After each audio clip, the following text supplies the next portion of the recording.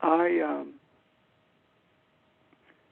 have been questioning for some time the meaning of what it means to dominate, and I started actually doing some reading to try to get a handle on what that means.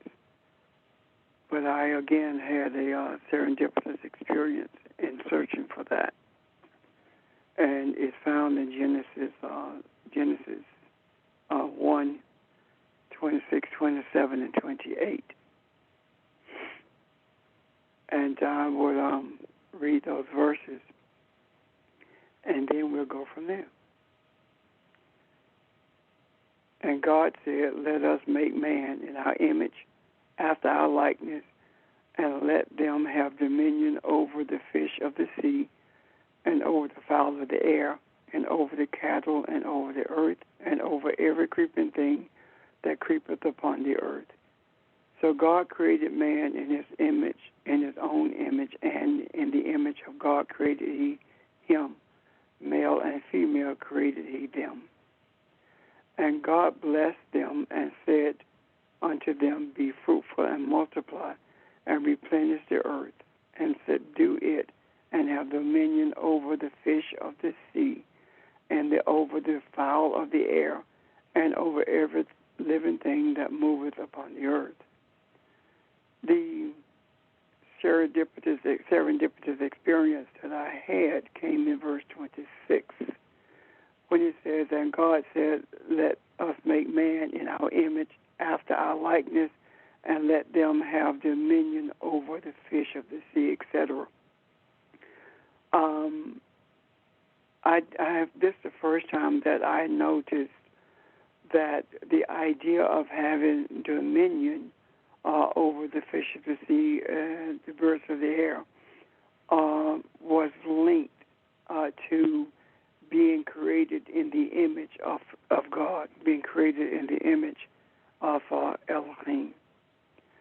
So that tells me that this whole concept of dominion cannot be understood separate from being in the image and likeness of Elohim.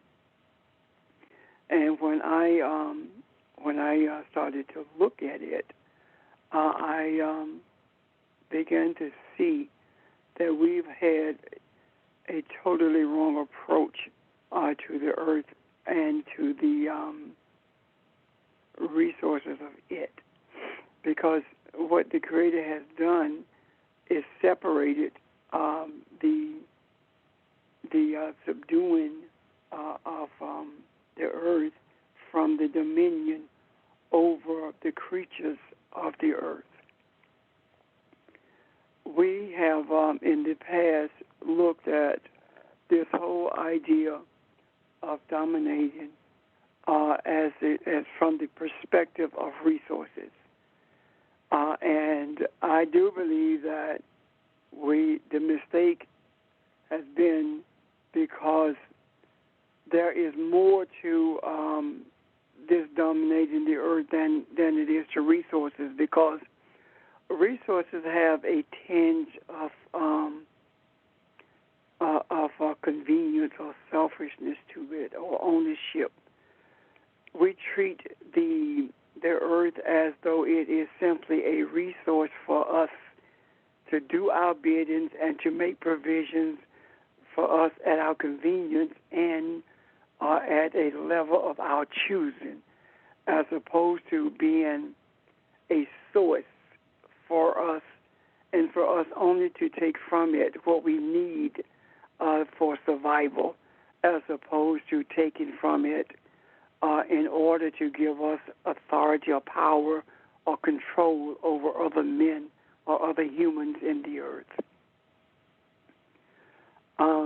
It is my belief that when we begin to look at the earth as a living entity, we will cease to treat it simply as a resource.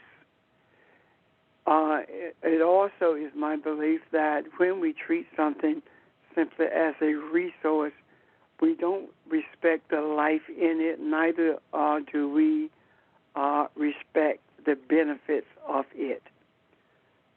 So, having said that, I want to probably look more deeply at what it means to subdue the earth and what it means to dominate the creatures of the earth.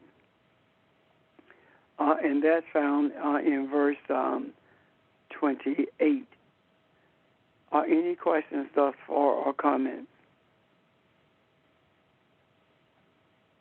Hey, Rep, when they say creation is crying out to mankind, uh, is that saying that all the stuff that the man done to the earth and the atmosphere and stuff, that's why creation is crying out with all these storms and earthquake and different kind of things going on? Yes, it's because of the abuse. Yes. Anyone else?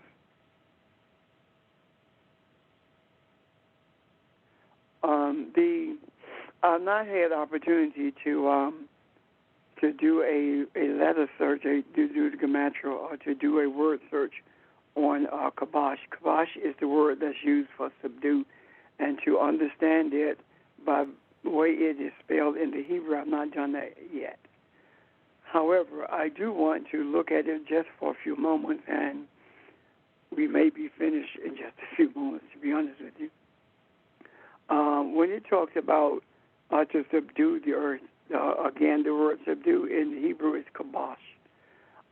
It's not saying that we are to force the earth to do anything. We're not to forcefully subdue it or against its own nature, or to subdue it against what it was created to be. Our subduing it is in conjunction with its nature, and it's for its own benefit as well as for the benefit of humanity. When we forcefully subdue the earth, we take advantage of it. We abuse it. And when we do it outside of its nature, it means that we take too much from it, like clear-cutting trees, or like blowing the cap of a mountain off in order to get coal from it, and leaving it in a dangerous way, meaning that the erosion of the landscape itself begins to diminish the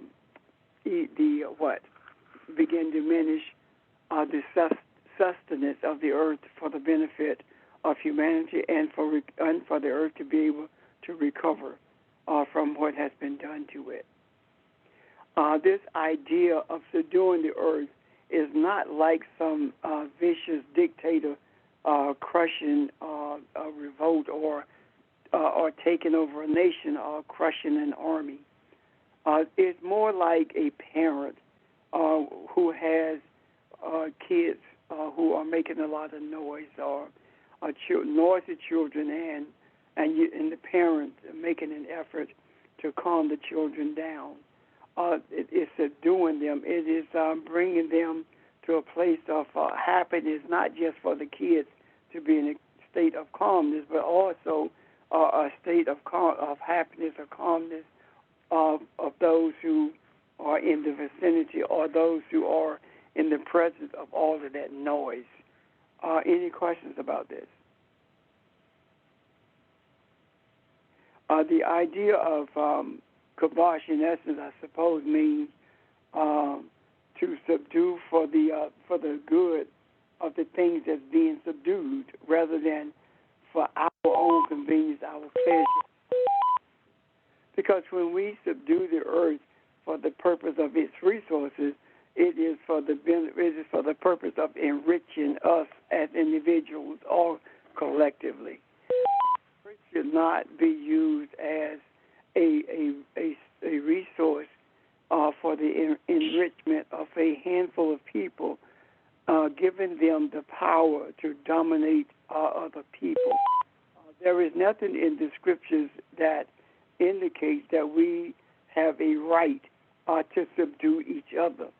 Uh, um, and again, the whole idea of subduing the earth respects the life in the earth, respects the life of the earth, and sees the earth itself as a living and breathing entity, an impregnated feminine source that bursts whatever is needed for humanity to sustain itself while it travels the celestial ball called Earth. And this is not for sustaining us, the Elohim.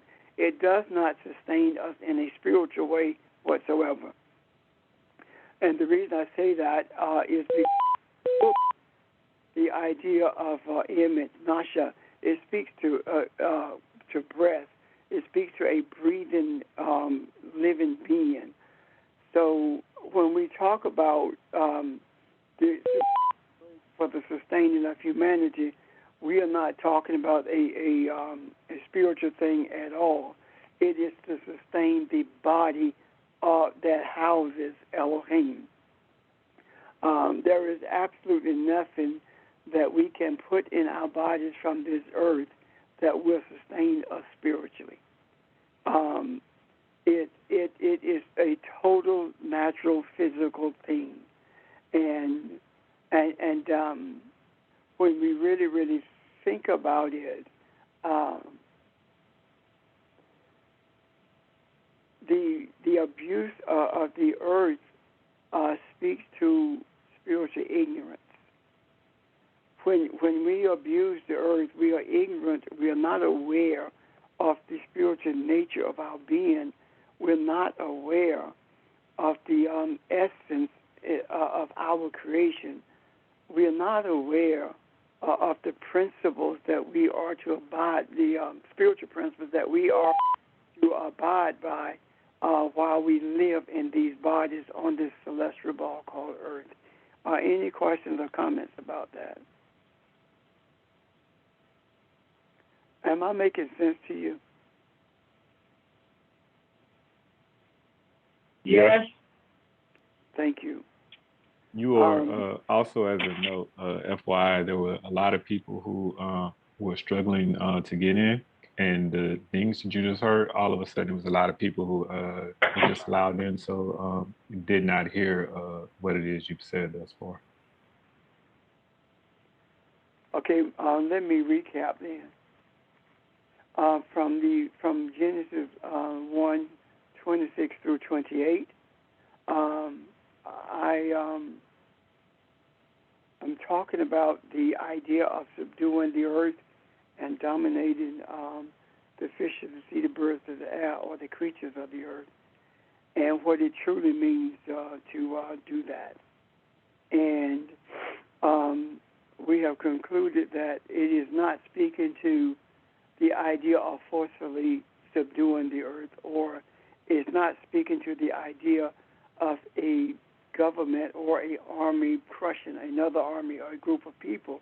Rather, it is speaking to the idea of a parent calming noisy children for the benefit of those around them as well as for the benefit of the children themselves.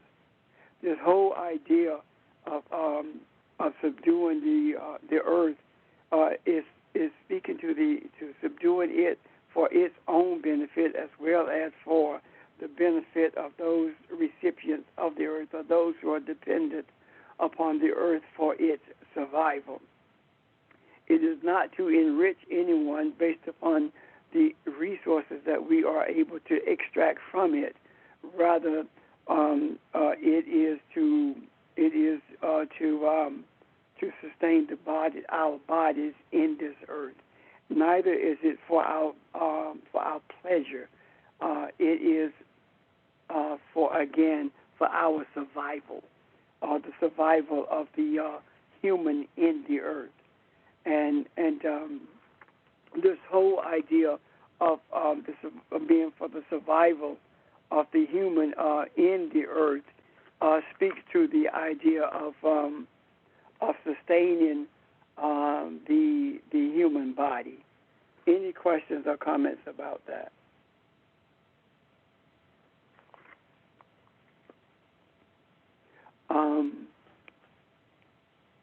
the in order for us to truly be intimate with or to worship our Creator, we have to be in alignment with the dictates that we were given at our creation, and these are the foundational dictates that we were given at the time of our creation. As I said earlier, the idea of subduing and dominating the earth is inextricably tied to being created in the image and likeness of Elohim. And we will see that more clearly when we speak to the idea of dominating. When we look at the word for dominate, rada, it's having dominion over. It also means to dominate. And rada refers to the authority rather than to force. It refers to the having the authority to do something, as opposed to forcing something to happen or to taking control over something. It does not infer any cruelty at all. It doesn't speak to the idea of oppression. So when we talk about dominating the creatures of the earth, we're not talking about being oppressive to them. Again, we are speaking of life forces. Just like the earth itself, when we're talking about subduing it, is a life force, so are the creatures of this earth a life force. It is impossible to believe that everything that is created by Elohim, is created by life itself, and in itself is not life. So we must conclude that everything that comes from the thought of Elohim is life itself. And it's simply because we can see the animation of the creatures of this earth and not the animation of the soil of the earth, it doesn't mean that these things are not life. The idea of rada is the idea of imaging or imitating our Creator. It is representing Elohim, or it is showing, it is exposing, it is mimicking the characteristics of Elohim. So how do we mimic these characteristics of Elohim? How do we image Elohim? Now, this is the thing. The imaging of Elohim is always spiritual. However, it is manifested in the physical. Rada is the kind of authority that enables the thing that's being dominated to grow and to develop as it should grow and develop. In other words, when we dominate, we are not forcing anything to bend to our will or to our desires. We are creating the space for it to grow and to develop the way it should grow and develop. It is not bending them so that they can become a resource for our sake or for our convenience or for our pleasure. It is simply dominating. It is simply exercising the authority that gives it the space to develop. Any questions about that or comments?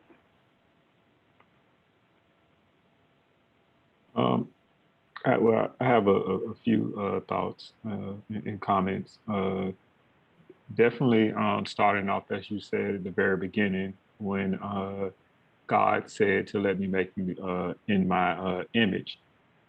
And from what I'm seeing that you are saying is that it was as if the earth was given as responsibility to man. And you think about what God is talking about in terms of in my image, and think about what God represents or what God is, it is more so that of giver and provider of life. So, in a sense, God serves its creation.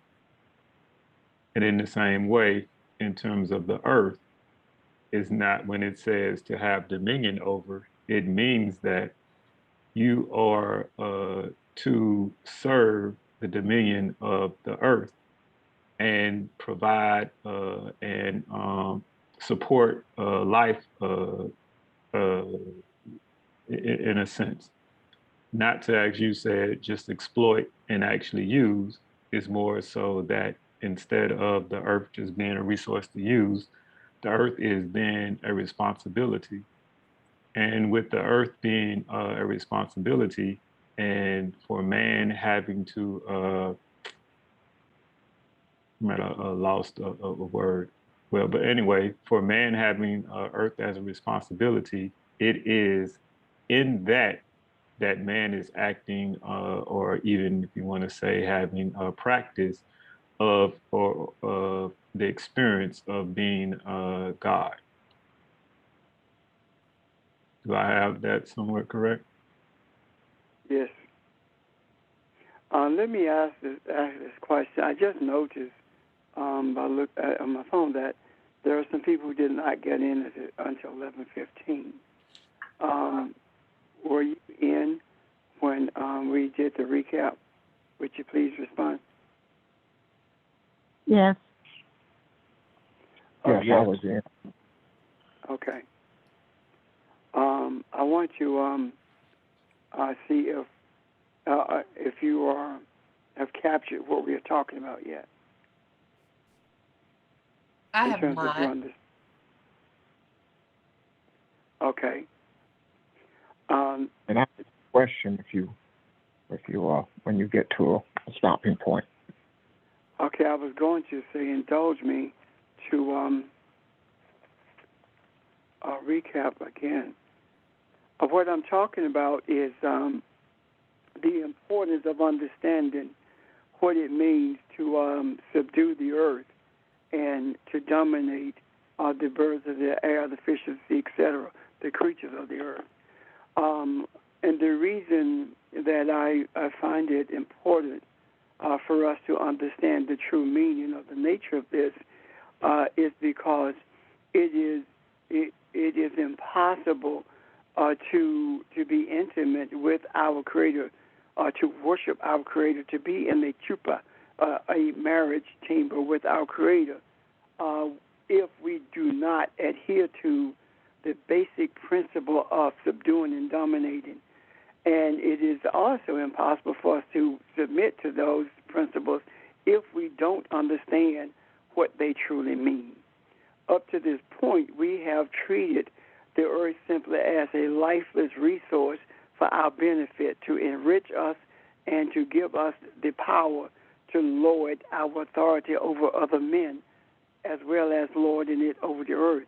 And in doing so, we have it has resulted in the destruction of the earth and in the oppression and enslavement of humanity, and forcing humanity to bend to our will and to develop a nature that we have seen fit for it to develop, as opposed to adhering to the nature that it was created to be, and being partakers of the earth only to the extent that it is for the survival of our bodies in this earth. Does that help you? Yes. Okay. Ron? You kind of answered it, and you went into it the one Monday night when we were talking in Revelations about the new heavens and earth, and I just want to kind of make sure I'm hearing what you're saying. You talked about dominion, and you talked about imaging the Creator in the image of the Creator, and you said that that is always spiritual, but it manifests itself in the physical. That's the part that kind of caught my attention. So that is saying then that the earth itself is spiritual, and the manifestation of this physical thing that we see, that we live on. And that's where I want you to kind of go into what is the true essence then of the earth. If you can see it from a spiritual perspective, and we not grasp that this is just for physical survival. We see it as something deeper.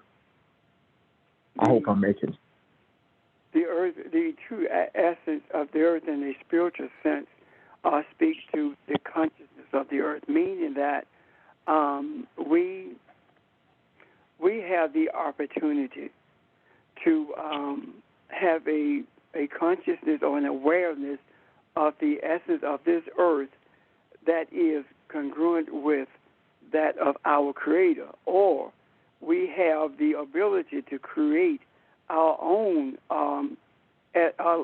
image of what the earth should be. And in doing so, we manifest that in the physical. An example of what I'm saying is this. When we see the earth, when we have an awareness of the earth, rather, that is congruent with that of our Creator, then we begin to understand that we are one with it, and we extract from it only that which is needed for our survival, as opposed to taking from it for the purpose of dominating other humans. When we take from it for the purpose of dominating other humans, then we, in essence, have created our own idea of what the earth should be, of what our awareness of it should be, as opposed to what the awareness of it has been shown to us by our Creator. And in either way, we manifest it in the physical. When we manifest it in the physical, spiritually, as I said earlier, it is when we extract from it what's needed for survival. When we manifest it as what we think it ought to be in our own developed awareness of what it should be, it is then that greed comes into play. Does that make sense? Yes. Yes, it does. Pastor, I have a question. When you say we, you're talking about mankind in general, and I'm not trying to play the blame game, but most of the stuff started with the Caucasian concept, right? Yes. And so, because I don't remember when I was young, we didn't do stuff that I see that's happening now. So I just need clarity on that. Okay. When I say we, I'm talking about mankind in general, yes, because the Caucasian is me and I am the Caucasian. That's one thing. The other part of that is I see very clearly what you were saying. When we deal with indigenous people and the reflection and their relationship to the earth, we do not see a pillaging of the earth. We don't see an extraction from the earth to the extent that it begins to destroy the earth.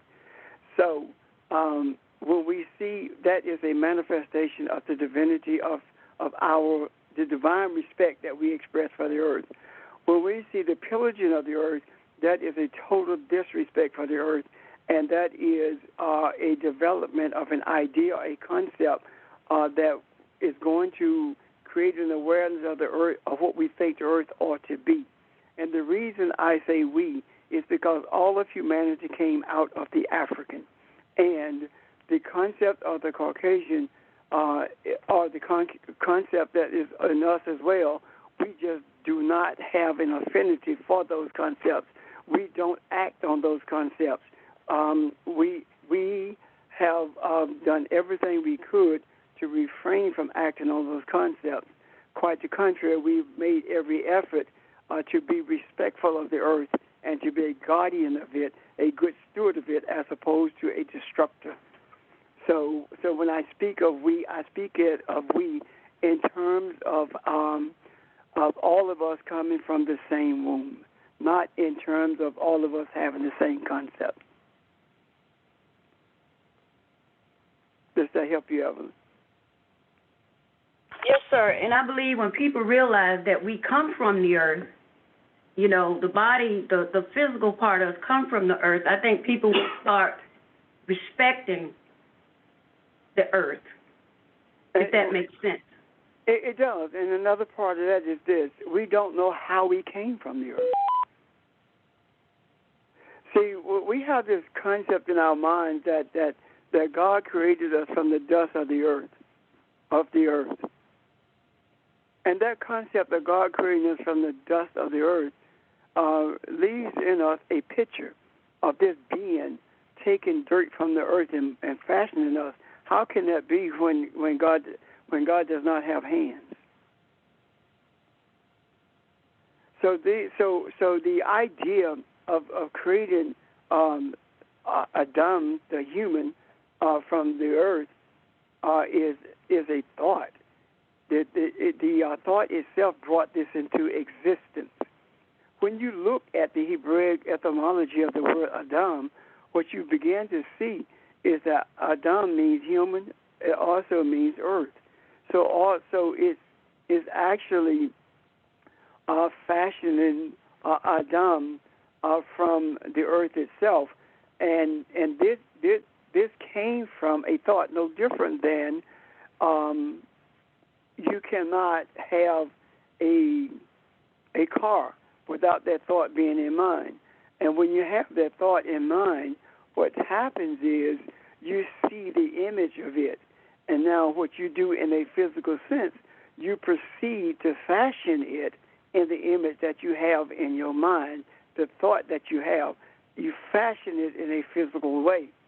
However, the Creator did not do that. The Creator had in its mind the thought of this image. And the thought of this image came into being as a result of that thought. So we have to really revisit the images that have been put in our minds by those who've taught us in the past. And in doing so, we have to revisit the Scripture at the same time, and at the same time also seeing it from a spiritual perspective. So what am I saying? I am saying that at some point out of the deep, there arose this physical entity called man, and out of the womb of that entity called man came every man that exists on the face of this earth. How did that rise up? I don't know. However, the image that I have in my mind of it rising, if you've seen the images of men rising at the sands of the desert, when the pyramids are robbed, and you see these images of armies of sand men rising up out of the desert and taking form, it is that kind of image that I have in my mind of how the thoughts of our Creator brought into existence these physical beings. Does that make sense? Or can you see that? It does. And so when you were talking, I thought about we have the same minerals that's in the earth. And are you saying that we've created our bodies? Elohim created its physical body? Is that what you're saying? I am saying that, yes, Elohim created us. And if you look at what the Genesis story tells us, it says in that third chapter that skin was put on this entity, Adam. And the idea of putting skin on this entity has nothing to do with using hands to stretch some skin over a created body as much as it is the idea of bringing into physical form an image that became the house of Elohim. That our physical bodies is not the house of Adam. It is Adam. Our physical bodies is the house of Elohim.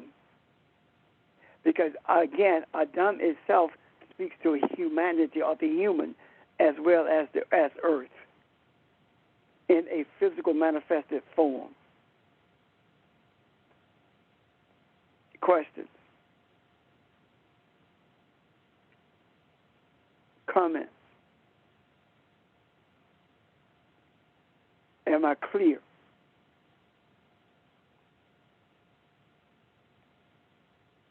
Yes, sir. Okay, thank you.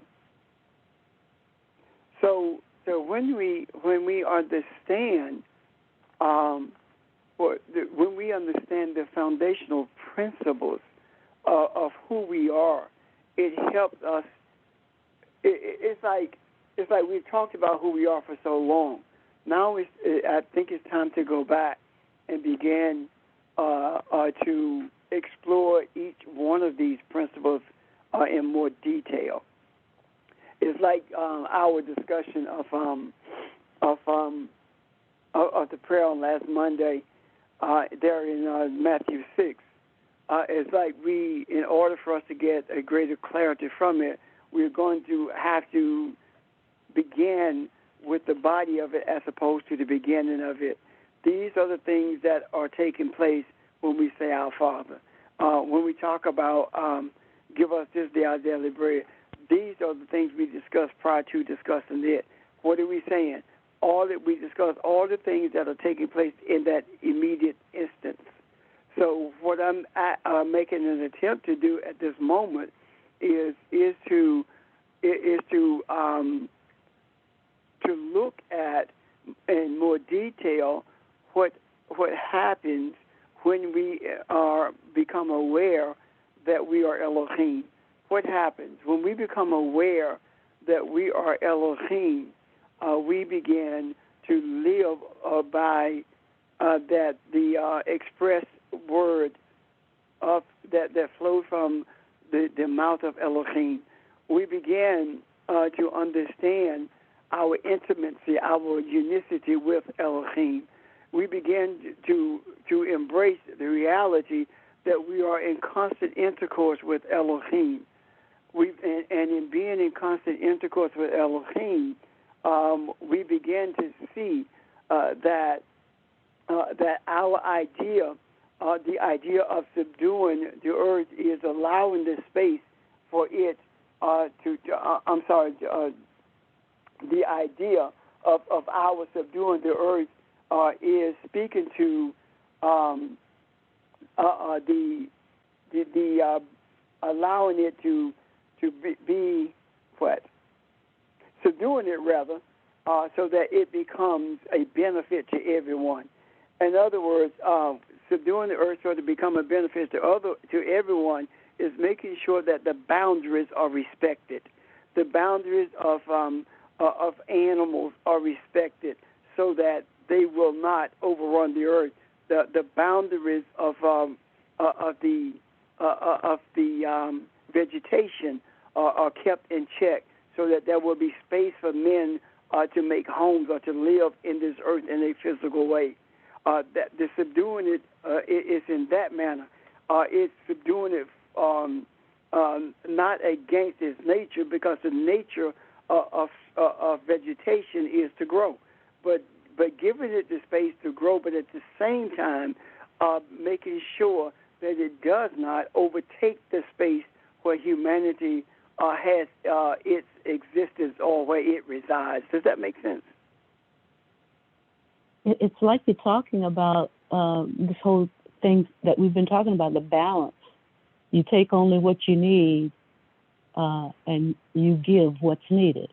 So there's a balance between the interplay of what the earth provides and what we receive from the earth, and what we provide in terms of lower carbon emissions, et cetera, et cetera.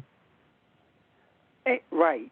And understanding in that the earth itself does not provide balance. It doesn't do that. It is not designed to do that. We are the balance. We are the providers of the balance.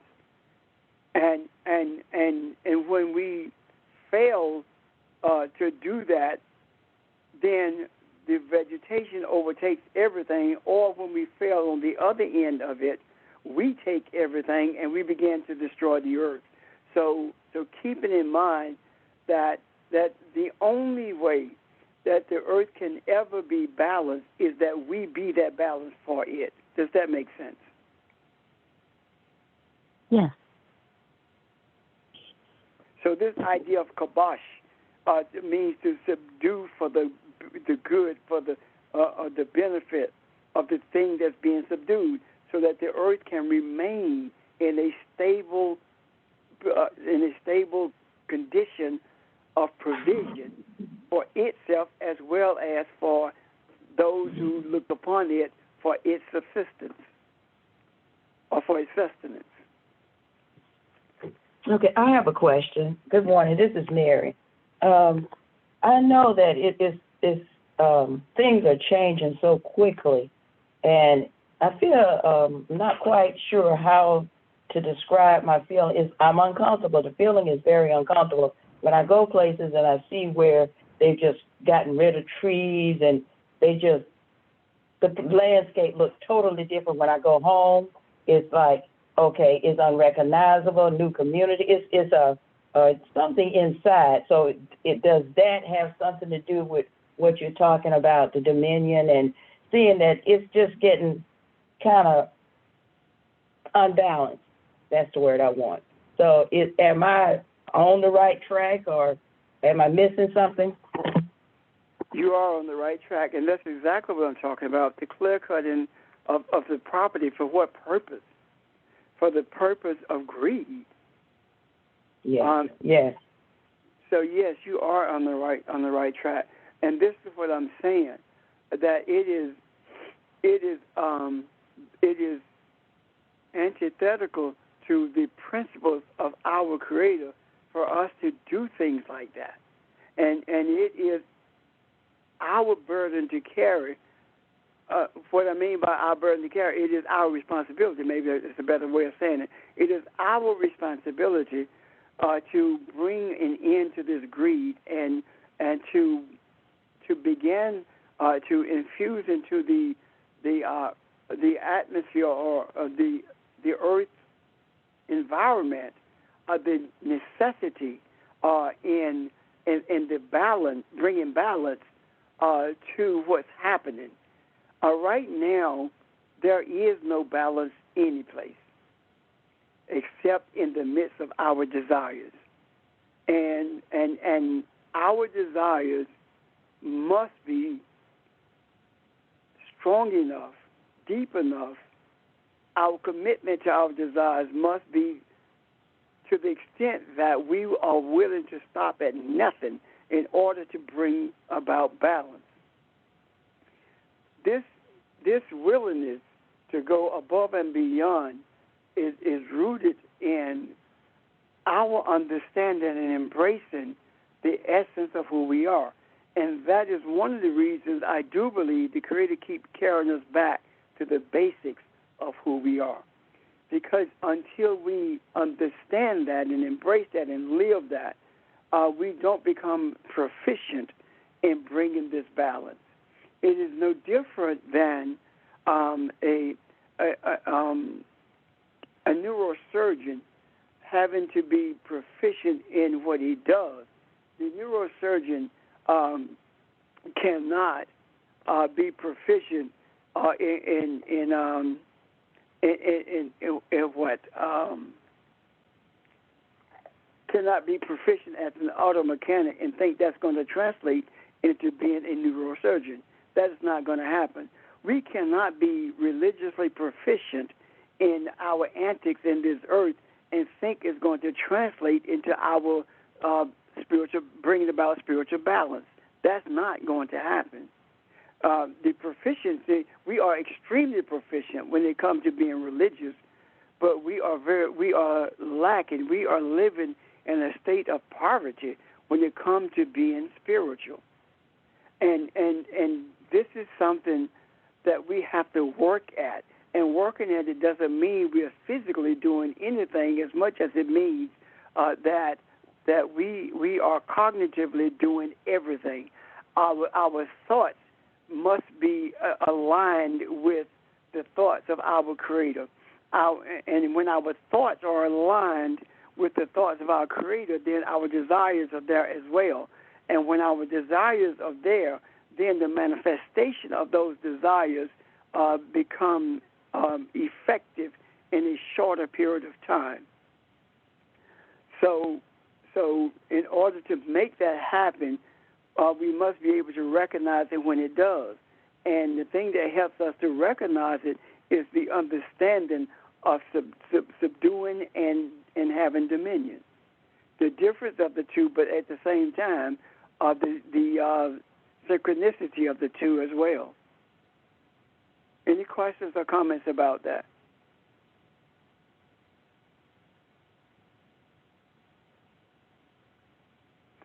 Mary, does that help you? Yes, it does. Because I was thinking about when we had the flood in Colombia, and one of the things that my brother was saying is that the people just forgot that they built those houses in the marshland, and that area always flooded. But because it hadn't flooded in years, they felt it was safe.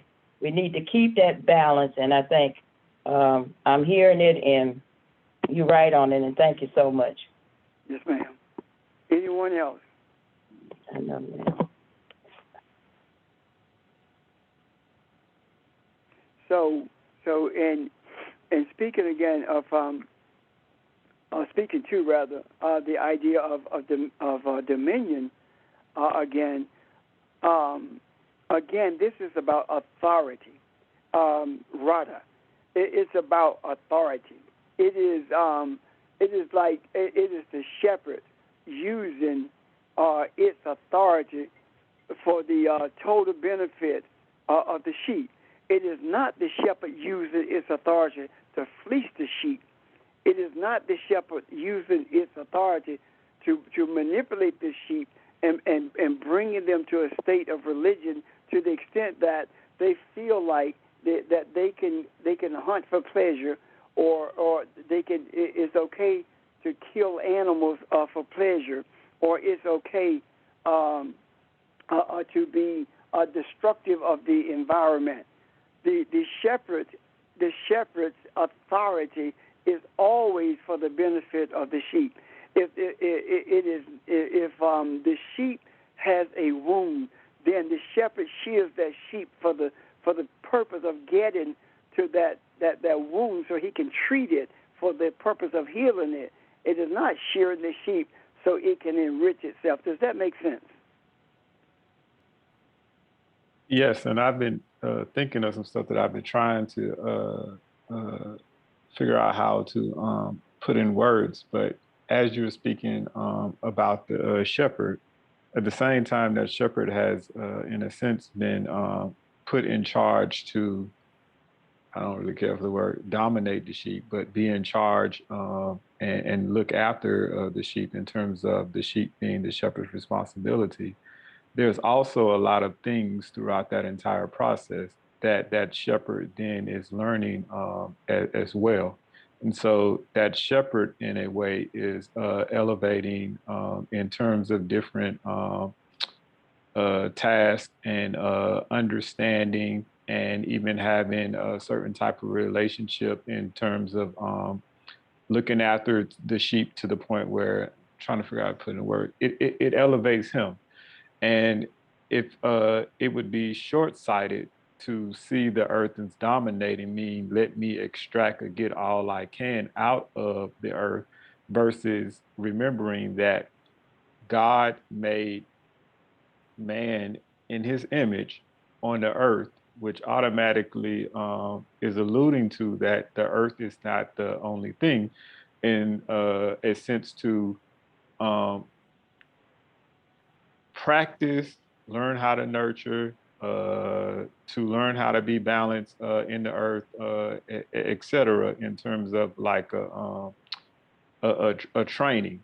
And I don't want to say a long view, but the opposite of just seeing that from a short-sighted standpoint is you are, in a sense, learning how to be God, or be more comfortable in God. You're acting as God, so to speak.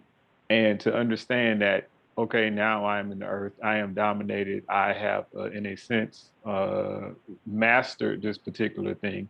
Now I am more so one with the earth. Whatever I need is there and is provided, and I'm able to manifest that as well. But more importantly, there is a balance and respect that is there at all times as well. There's a very intimate relationship, a very close relationship between man and earth, and what it is meant to be saying. Absolutely. What I think I hear you saying is this: until we learn what it means to subdue and what it means to have dominion, we don't know how to be expressive of Elohim. Because being Elohim means subduing and having dominion. It means it means giving the space to those entities to develop and grow in the manner that they were designed to do it. It is having it is subduing for the benefit of humanity, bringing balance for the benefit of humanity. That's who Elohim is, or that's what Elohim is. It is that authority. It is that essence. Is that what you're saying? Yes, that's exactly what I'm saying. And the other thing that it makes me think about is martial arts.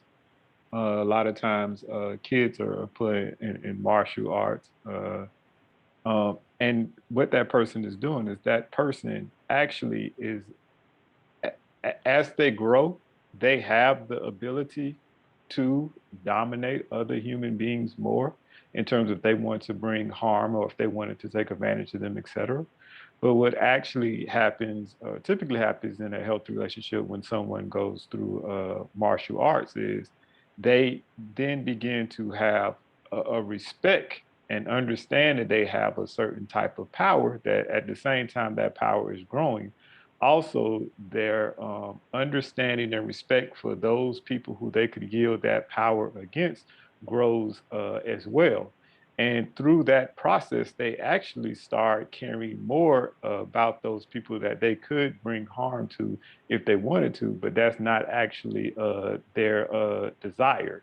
So as much as they are becoming more, having more of ability to be dominant, they're also becoming more softer at the same exact time.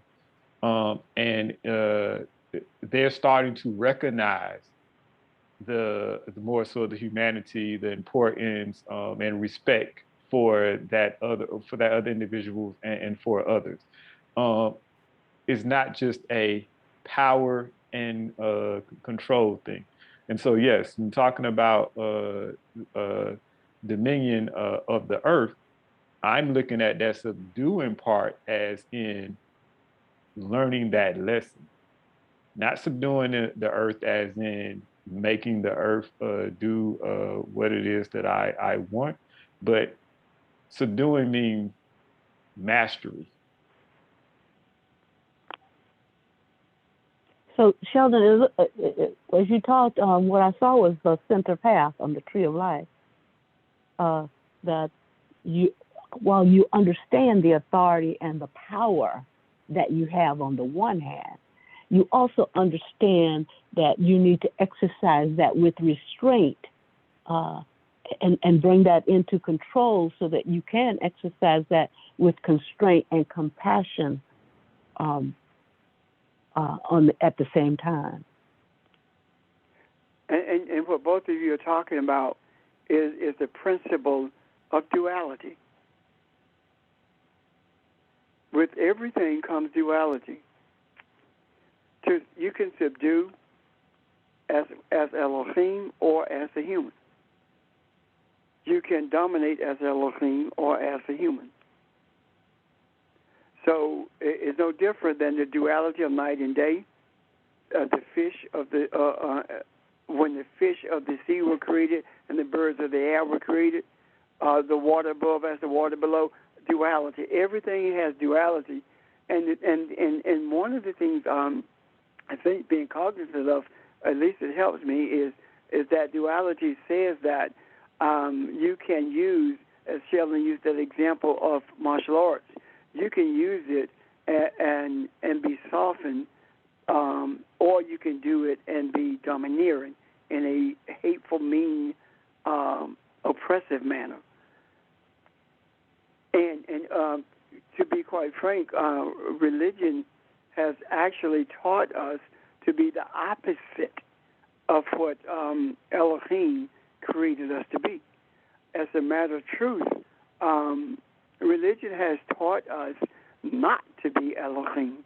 It has taught us to be church members. It has not shown us how we are fearfully and wonderfully made.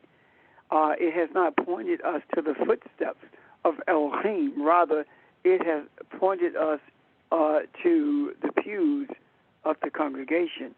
And in doing so, we have been taught to be as sheep being led by a goat, as opposed to being sheep who are guided by a shepherd who really cares. So here we are. We are looking at these seemingly simplistic aspects of our being, and just beginning to really grasp hold of something, and that something is that our physical body is not Elohim at all. It is not Elohim. Our physical bodies are the house of Elohim. Our physical bodies were not created by the hand of Elohim, but by the authority of Elohim. Our sense of subduing and dominating in the righteous manner is being Elohim, because when we do that, not only are we respecting the earth and the creatures that were brought into existence, but we also respect each other, and the idea of being in continuous intercourse with Elohim simply means that we are continuously birthing righteousness into this earth. We are continuously birthing balance and peace and harmony into this earth, and it does not come with us having to literally, physically lay on our face in the presence of Elohim. And I think you do get the gist of what I'm saying. It is not our having to get on our knees in order to be in a meditative state. It is actually the sense of living a life of being prostrate before our Creator, always having a listening ear. The idea of hearing that still voice, that still small voice, it is not easy to do. This hearing it simply means that we have taken our focus off everything around us, all of the distractions and contradictions, and we are lending ourselves to hearing that voice. And we have to be very cautious with that. Why? Because sometimes we have this sense of self-deception, meaning that we hear the voice of our ego telling us who we are and what we were brought here to do, and that is often misinterpreted as that still small voice of our Creator calling us or telling us or instructing us to do something, when that must be weighed in the balance of the benefits of it. What benefits are reaped by humanity when we adhere to the voice, or when we listen to and follow the dictates of that voice that we say we are hearing? Is it in line with what Elohim has instructed us to do? An example of that is being called to preach, To what end were you called to preach? What are the benefits of that for humanity? What changes will be wrought or being wrought by your call? The walk that you have been called into, what journey are you on? How is it benefiting humanity? How is it changing the trajectory of the life of those around you in a positive way? What light is it bringing to the earth realm? Or is it perpetuating a sense of darkness that is repetitive? And by repetitive, I mean you hear the same messages over and over again, and you have the same people coming to the altar over and over again, and you have the same methods employed to bring more people into a setting that does not change the environment that they live in. The environment of which I speak is the environment that they go back home to. The attitudes are not changing. The shootings or the killings are the same. The hunger is the same. Living in poverty is the same. Living without means of adequate health care is the same. So if all of these things are the same, then please enumerate the benefits of gathering in a structure called a church for the purpose of learning how to be more spiritual. Does that make sense to you guys? Yes. So we have to reevaluate everything about our lives. And in doing so, what we find is that it is truly the simple things that confound the wise. And those simple things are subduing and dominating, being in intercourse with our Creator, and living in the midst of our amen. Pastor. Yes? I have a question. This is Kathy. In line with everything that you said this morning, I remember you or Ron, one of you had taught this lesson many years ago, and I'm thinking of it from the way that it was taught then, and I wanted to ask, are we still seeing it the same way now? Because we recognize as Elohim that we definitely have respect for the physical earth itself. But I don't know if you will remember, correct me if I'm wrong when I say this. I'm going to lay this out the way you all, I think it was Ron, but the way it was taught before. The thing that helped me have a paradigm shift about what it means to dominate as Elohim, which means to bring balance by having a spiritual influence upon everything around me.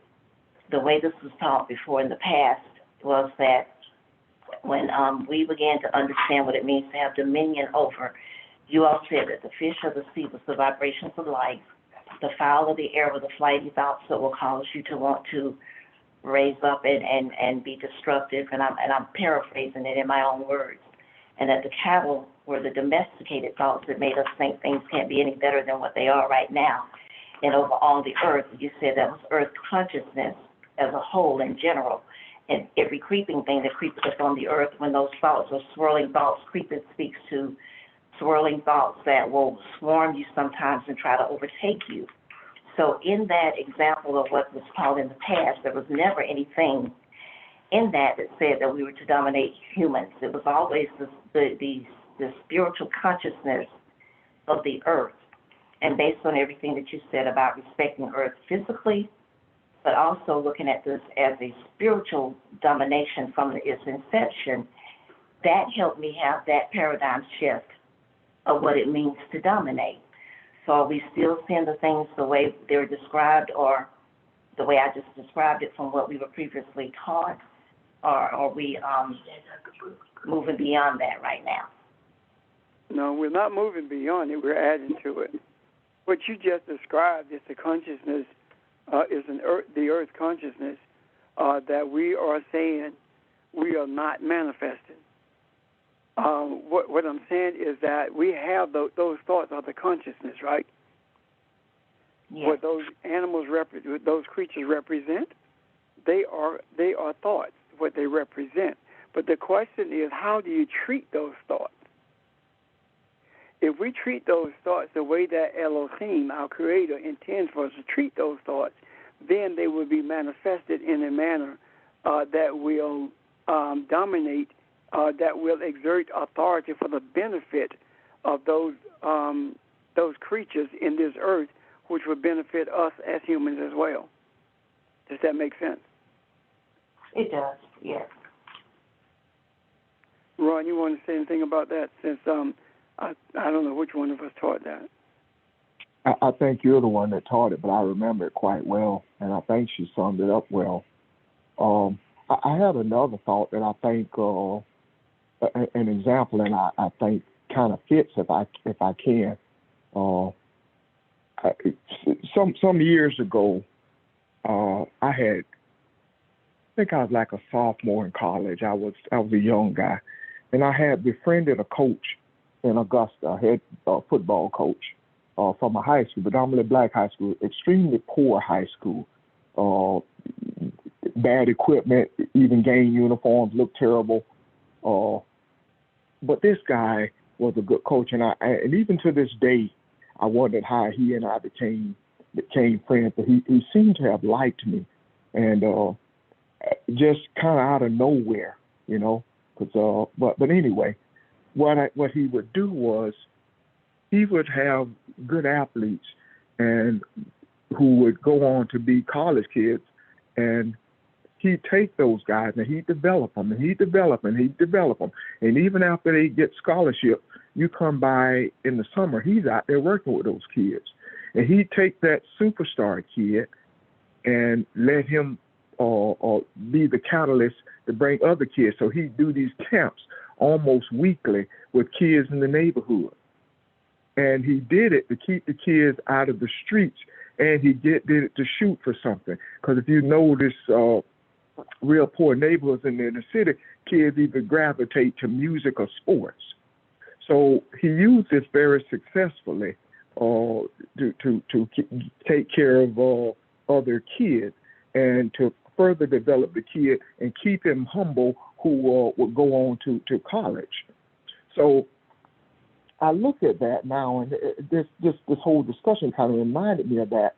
He was the one standing in the middle, and he stood in the middle to what he had help a kid develop, and to go on to stardom, or at least get a college education, and also used it to bring up other kids.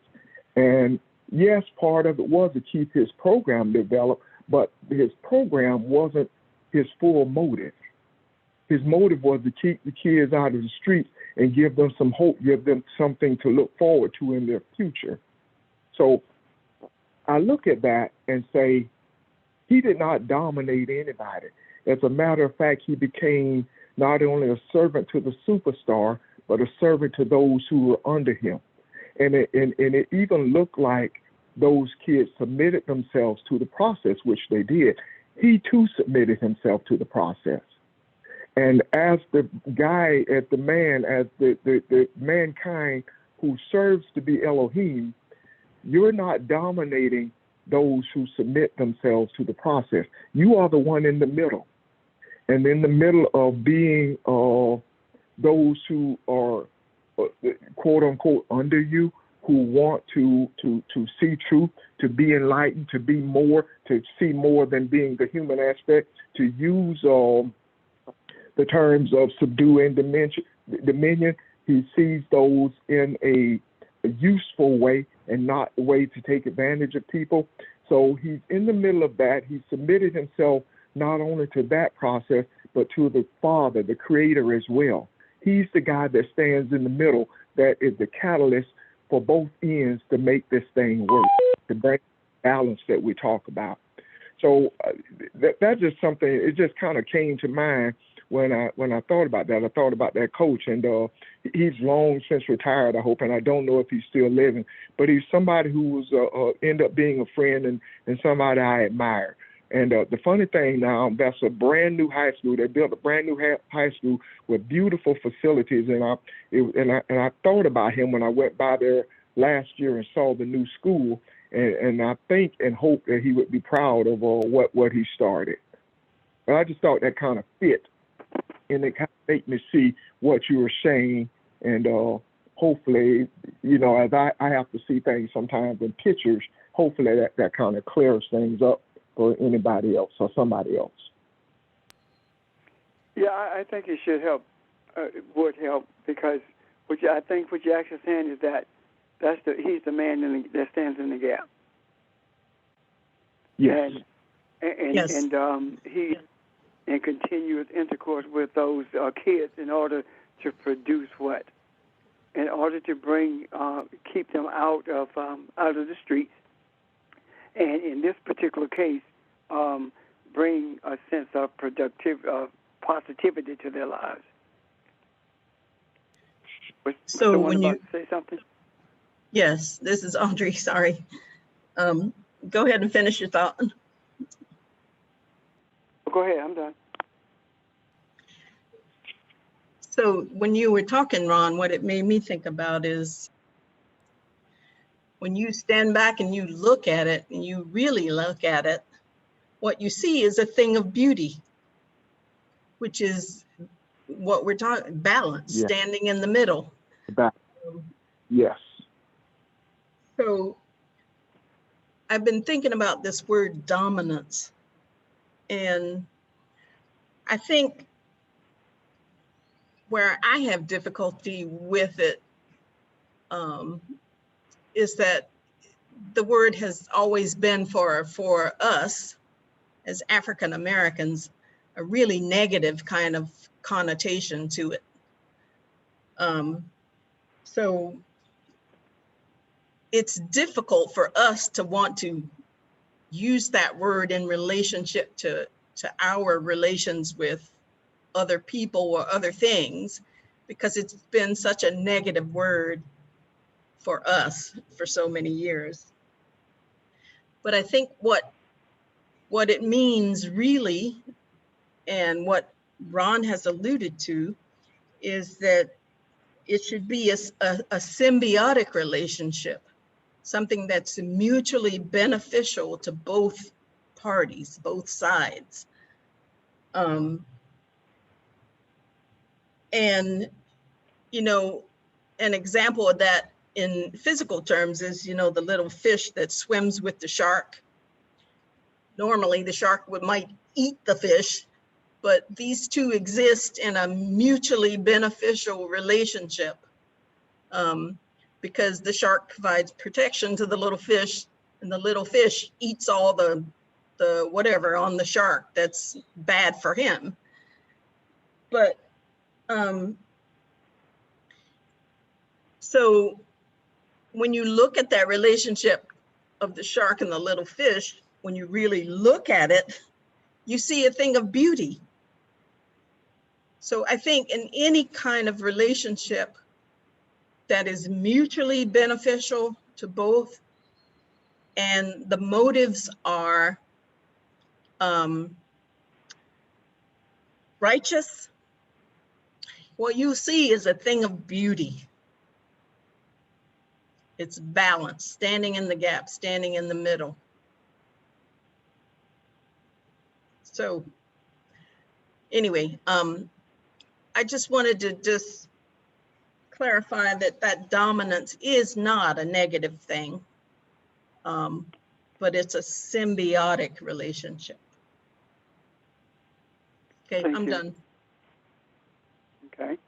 Anyone else? And yeah, just something quick, Audrey just reminded me of. One of the things the coach said to me is, when those kids leave here, and even the kids in the neighborhood, they represent us.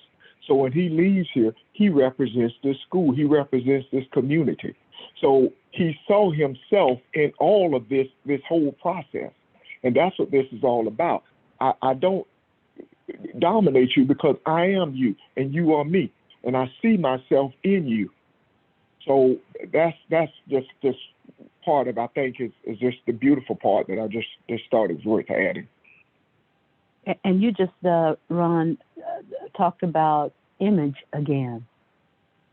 And that's the way that we should be viewed as Elohim when we function in that same capacity from a spiritual perspective.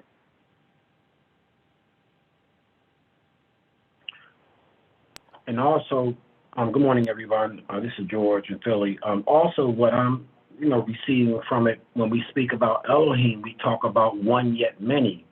And so, this individual, was not only, helping this maybe one person, but he was helping everybody in the community.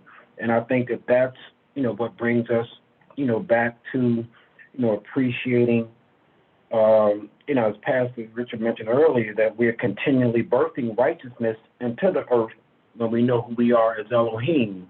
And so our birthright is to be able to know the truth that we are creators. And so I received this, Ron, in a way where it was not just about the one person, but it was about the community. And so a lot of times when we go out, just look at it as though we're helping someone, we're actually helping the village. So I just wanted to share that thought. But thank you for sharing that, Ron. Thank you. I'm done. Thank you, sir. Anyone else?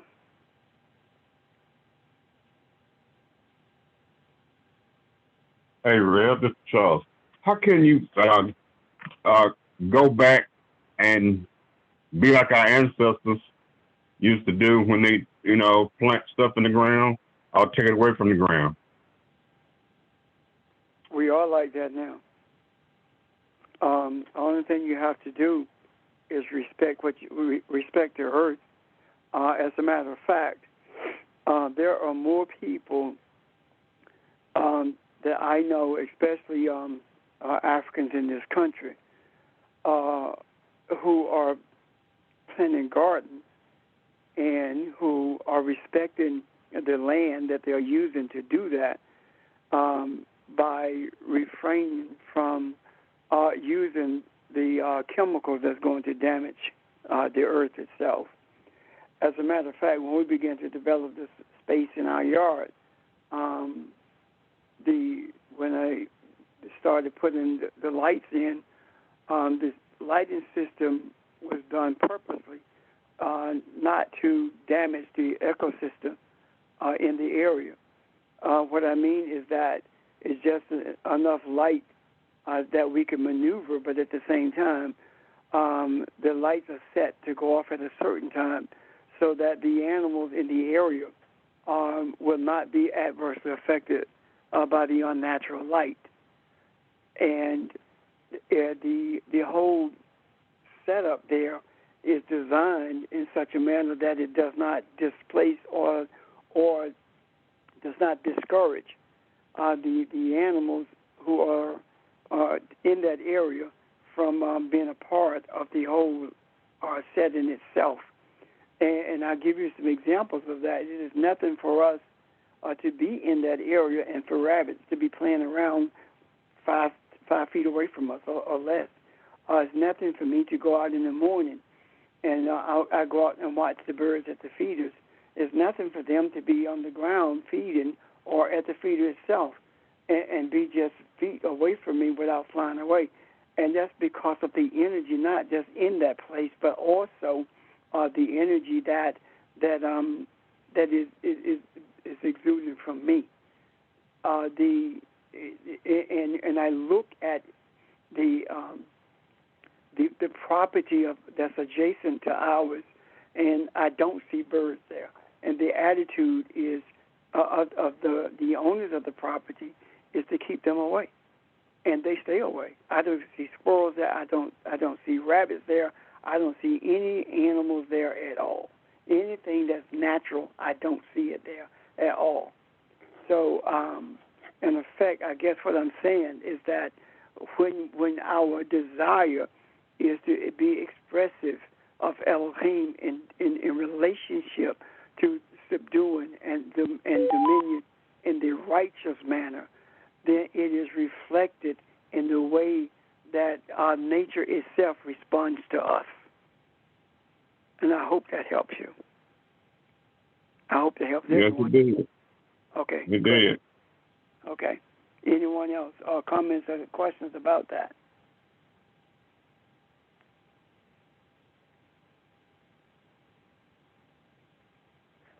Okay. So,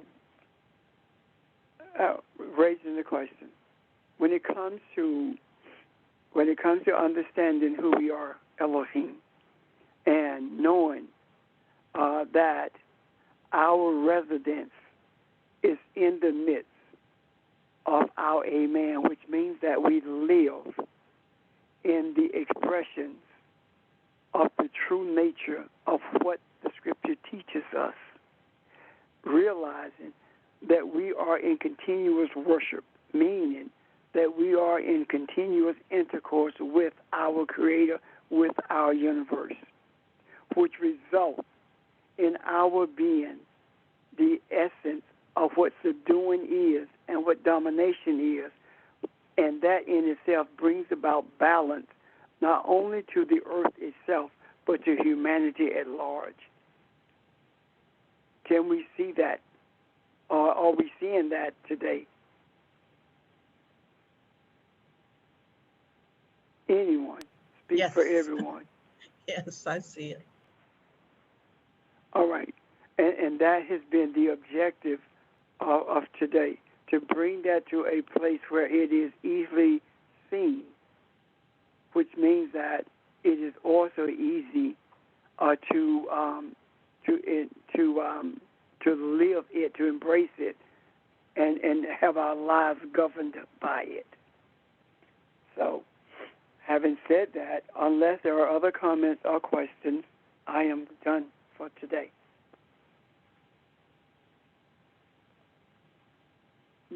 There being none, then we shall meet at the same place tomorrow evening at 6 o'clock. Enjoy the rest of your day, and we will see you on the phone and on Zoom then. Bye-bye. Thank you. Bye, everyone. Thank you. Bye, Bye-bye. Sam. Thank you, Bye, everyone. everybody. Have a good evening. Family. Bye.